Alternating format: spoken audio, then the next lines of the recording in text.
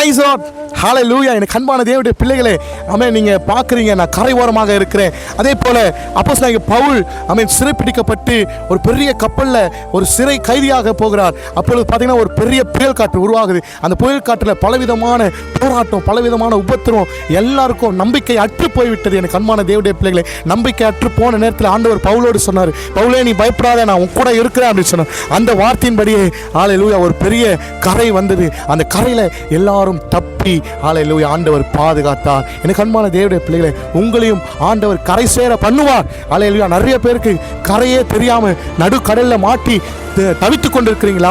சிக்குண்டு போயிருக்கிறீங்களா?